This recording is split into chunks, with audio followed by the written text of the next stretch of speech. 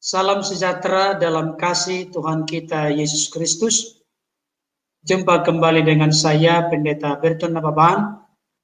Bapak Ibu Saudara yang dikasihi Tuhan, saya kembali akan melanjutkan membawakan kebenaran firman Tuhan, masih berkaitan dengan judul yang sama di bagian sebelumnya, yaitu konsekuensi hidup menerima Kristus.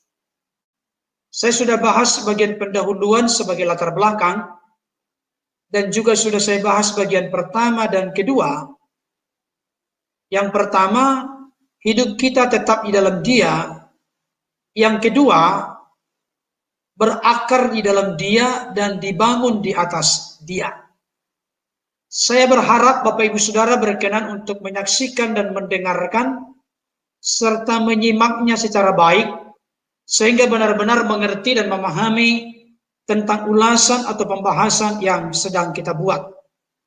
Dan kali ini sudah masuk kepada bagian yang ketiga, konsekuensi hidup menerima Kristus. Saya akan ulangi sedikit sebagai bagian untuk menyegarkan ingatan kita. Menerima Yesus sebagai Tuhan dan Juru Selamat secara pribadi adalah langkah awal masing-masing kita menjadi orang Kristen yang sejati. Tetapi setelah saudara dan saya, setelah kita menerima Yesus sebagai Tuhan dan Juru Selamat, bukan berarti stop, berhenti. Tetapi ada tindak lanjutnya. Ada konsekuensi, ada akibat dan kesinambungannya. Ini penting Bapak Ibu Saudara.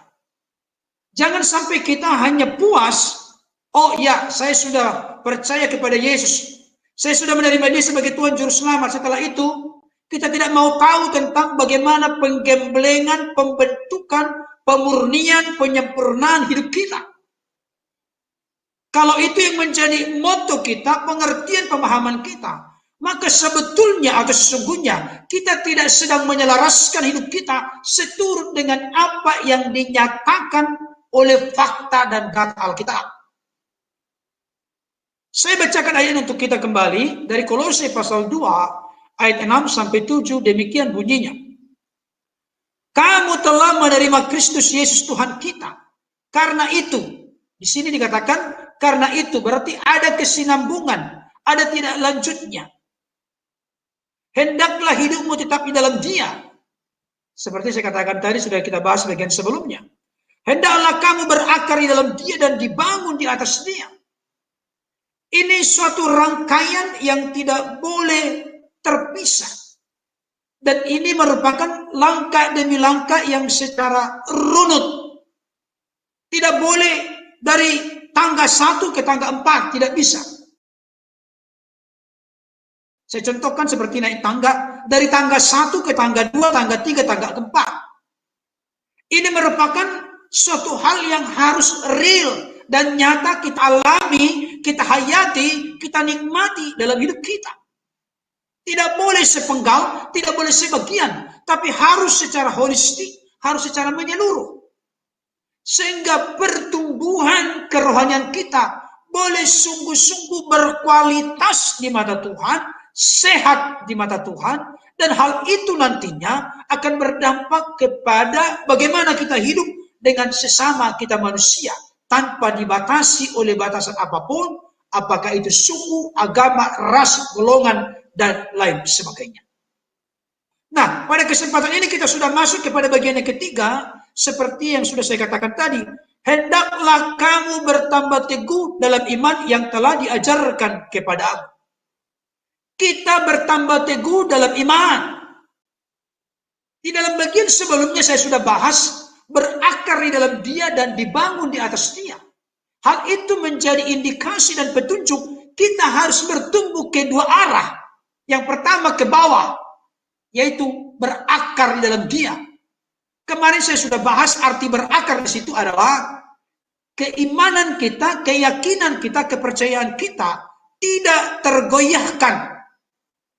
Tetapi pada saat yang sama, tidak boleh waktu yang berbeda. Pada saat yang sama, kita juga bertumbuh ke atas. Saya katakan kemarin, berakar ke bawah berarti sesuatu yang tidak terlihat, tetapi mutlak menentukan. Sama seperti sebuah pohon, akar itu mutlak menentukan apakah pohon itu akan kokoh berdiri atau akhirnya roboh. Nah, dikatakan di sini dibangun di atas dia, artinya sesuatu yang terlihat. Ibarat bangunan, bangunan itu yang terlihat, pondasi tidak terlihat. Pondasi kita adalah iman, keyakinan, kepercayaan, dan bangunan itu adalah sesuatu yang terlihat. Artinya, apa yang kita buat, apa yang kita lakukan, bagaimana partisipasi kita, bagaimana gaya hidup kita, bagaimana moralitas kita, apakah makin hari makin sesuai dengan kehendak Kristus, atau makin hari makin menyerupai Kristus. Saya perlu mengajarkan sedikit secara praktis dan sederhana di sini. Ingin ditegaskan bahwa antara kualitas atau mutu dengan kuantitas atau jumlah atau banyaknya itu tidak boleh dipisahkan. Ada orang pernah berkata kepada saya, dan dia adalah seorang hamba Tuhan. Dia katakan begini, Pak Pendeta, meskipun 5 orang, yang penting berkualitas, yang penting bermutu. Saya mau kasih tahu kepada saudara, bukan demikian pengajaran firman Tuhan yang sehat dan benar. Saya tunjukkan ayatnya kepada kita. Bagaimana di gereja mula-mula justru terjadi sesuatu yang lengkap. Katakan demikian. Selama beberapa waktu jemaat di seluruh Yudea, Galilea dan Samaria berada dalam keadaan damai. Perhatikan, jemaat itu dibangun dan hidup dalam takut akan Tuhan. Jumlahnya makin bertambah besar oleh pertolongan dan penghiburan Roh Kudus. Tolong kita perhatikan di sini, jemaat-jemaat itu bertambah kuat, kualitas atau mutu, dan bertambah banyak, kuantitas atau jumlah. Dalam satu ayat firman Tuhan ditegaskan, antara kualitas dengan kuantitas tidak bisa dipisahkan. Satu paket yang seiring sejalan. Saudaraku, kualitas dan kuantitas ini menjadi sesuatu yang menyatu. Tidak boleh satu dipandang sebelah mata dan satu diunggulkan. Itu kebenaran firman Tuhan. Saudaraku, ibarat sebuah pohon, kalau akarnya sudah kuat dan batangnya sudah keras, maka sesungguhnya genaplah firman Tuhan berkata, bertambah teguh dalam iman yang telah diajarkan kepada kita. Bapak Ibu Saudara, hasil dari bertumbuh ke bawah dan bertumbuh ke atas ialah bertambah teguh. Kalau akarnya sudah kuat di dalam tanah dan batangnya keras, maka sudah pasti pohon itu akan kuat, kokoh, dan teguh. Artinya, sekalipun datang angin topan, paling-paling patah dahan, patah ranting, gugur daun, tetapi tidak akan pernah roboh atau rubuh. Kalau akar iman kita makin kuat dan batang pelayanan kita makin kuat, jangan pernah berpikir bahwa kita bebas dari kesulitan, masalah, pergumulan. Tetapi problem itu, Bapak Ibu Saudara, tidak akan membuat kita rubuh atau roboh karena akar iman kita sudah kuat dan batang pelayanan kita sudah kokoh. Ada ayat firman Tuhan yang berkata, Tuhan menetapkan langkah-langkah orang yang hidupnya berkenan kepadanya. Apabila ia jatuh tak sampai tergeletak, sebab tangan Tuhan yang menolong dan menopangnya. Artinya apa? Memang ada realnya, kenyataannya problem, pergumulan, masalah, kesulitan yang menerpa kehidupan orang-orang percaya. Bahkan yang sungguh-sungguh serius menyerahkan hidupnya kepada Tuhan dan hidup dalam jalan Tuhan. Tapi tidak perlu kita takut, kecewa, khawatir, cemas. Kita akan menjadi kalah, kecewa, patah hati, putus asa, dan menyerah. Tidak, kenapa? Karena akar iman kita sudah bertumbuh dengan kokoh, bertumbuh dengan tangguh, bertumbuh dengan kuat. Bapak Ibu Saudara, contoh. Bagi orang Kristen, tidak mungkin akan terjadi jatuh tergeletak. tapi tidak sampai tergeletak. Tahu nggak Bapak Saudara apa artinya jatuh tergeletak? Jatuh tergeletak itu artinya seperti kura-kura. Coba bayangkan kura-kura di balik badannya. Ketika seekor kura-kura di balik badannya, dia tidak bisa ngapa-ngapain. Paling kakinya yang bergerak-gerak. Dia tidak berdaya kalau sudah terbalik seekor kura-kura, tidak akan bisa ngapa-ngapain. Paling hanya di situ-situ saja bergerak. Seperti seseorang yang melakukan banyak hal tapi tetap di tempat. Tidak bergerak kemana-mana. Itu jatuh tergeletak. Saya kasih tahu orang Kristen yang sudah bertambah teguh dalam iman, tidak akan jatuh tergeletak. Tidak akan kalah, pecundang dan menyerah. Karena sudah bertambah teguh dalam iman. Nah, pertanyaannya sekarang kepada kita. Bagaimana supaya kita bertambah teguh dalam iman? Ayat firman Tuhan yang sangat jelas dan disampaikan oleh Rasul Paulus kepada jemaat Roma dan tentunya kepada saudara dan saya saat ini. Dikatakan iman timbul dari pendengaran dan pendengaran oleh firman Kristus. Iman kita itu timbul, iman kita bertumbuh, iman kita dinamis, iman kita makin dewasa oleh karena pendengaran akan firman Kristus. Saudaraku, iman tidak bisa bertumbuh dengan membaca poskota, Kompas, koran, dan yang lain. Bukan berarti saya katakan anti membaca berita di koran atau menyaksikan berita di televisi. Tidak. Tapi saya mau kasih tahu, jangan sampai saudara dan saya sibuk untuk membaca ini dan itu, menyaksikan ini dan itu, tapi tidak pernah meluangkan waktu untuk mendengarkan firman Tuhan, membaca, merenungkan firman Tuhan, berpegang kepada firman Tuhan, mempercayai firman Tuhan, melakukan firman Tuhan, menyaksikan firman Tuhan. Bapak Ibu Saudara yang dikasihi Tuhan, sebagai murid Kristus sejati, saya mau menyampaikan kepada kita, Tuhan tidak pernah menjanjikan kita bebas dari masalah, kesulitan, tantangan, pergumulan hidup. Tidak, saudara. Sekali lagi saya ulangi. Ada pujian dalam Kidung Jemaat berkata, tak pernah Tuhan janji.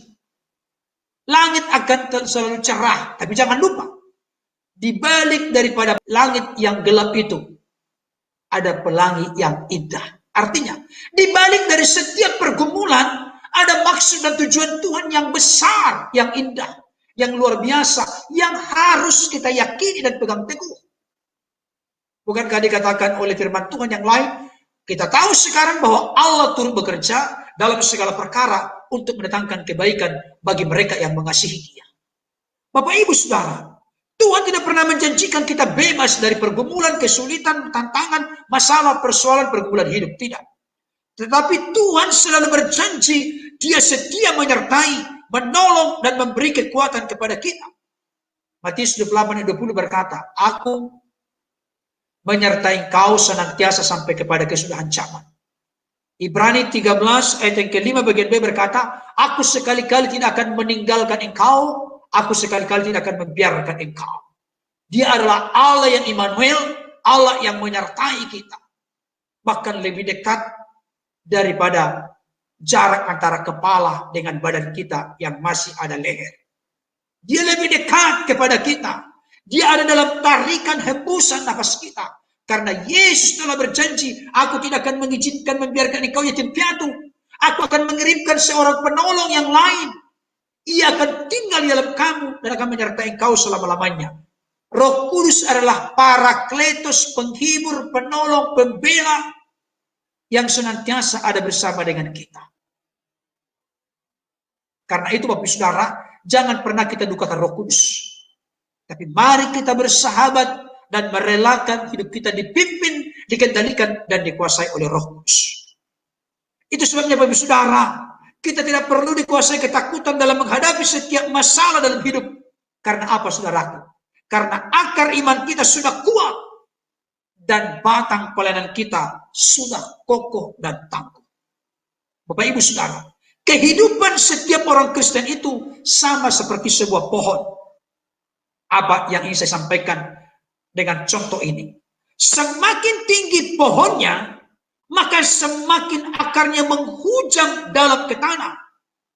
Angin pun semakin kencang meniupnya dan berupaya untuk merobohkannya. Tapi hanya ada dua kemungkinan. Yang pertama, pohon itu patah dan roboh. Tapi yang kedua, pohon itu melengkung. Saya kasih contoh sebuah pohon kelapa. Ketika angin kencang datang, pohon kelapa itu bisa melengkung. Jangan lupa, dia kembali lagi. Bukan seperti pohon yang roboh.